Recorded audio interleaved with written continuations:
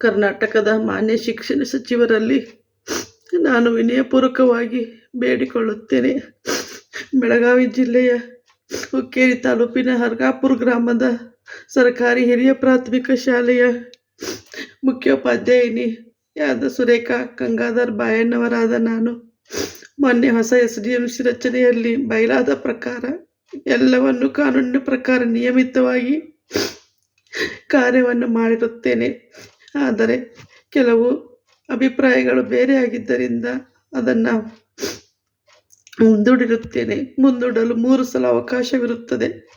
ಒಂದು ಕೆಟ್ಟ ಹುಳುವಿನ ಪ್ರಯತ್ನದಿಂದ ಹಾಗೂ ರಾಜಕೀಯ ಒತ್ತಡದಿಂದ ನನ್ನ ಮೇಲೆ ಸುಳ್ಳು ಆರೋಪಗಳನ್ನು ಹೊರಿಸಿ ಹುಕ್ಕೇರಿ ತಾಲೂಕಿನ ಮಾನ್ಯ ಕ್ಷೇತ್ರ ಶಿಕ್ಷಣಾಧಿಕಾರಿಗಳಾದ ಪ್ರಭಾವತಿ ಪಾಟೀಲ್ ಮೇಡಮ್ ಇವರು ನನ್ನನ್ನು ಅಮಾನತುಗೊಳಿಸಿದ್ದಾರೆ, ನನ್ನನ್ನು ಸಸ್ಪೆಂಡ್ ಮಾಡಿದ್ದಾರೆ. ದಯವಿಟ್ಟು ಎಲ್ಲ ದಾಖಲೆಗಳನ್ನ ಪರಿಶೀಲಿಸಿ ತಾವುಗಳು ನನಗೆ ನ್ಯಾಯವನ್ನು ಕೊಡಬೇಕು ಅಂತ ಹೇಳಿ ಕೇಳಿಕೊಳ್ಳುತ್ತೇನೆ. ನ್ಯಾಯ ಸಿಗದಿದ್ದರೆ ಬದುಕುವಂಥ ಇಚ್ಛೆ ನನಗಿಲ್ಲ.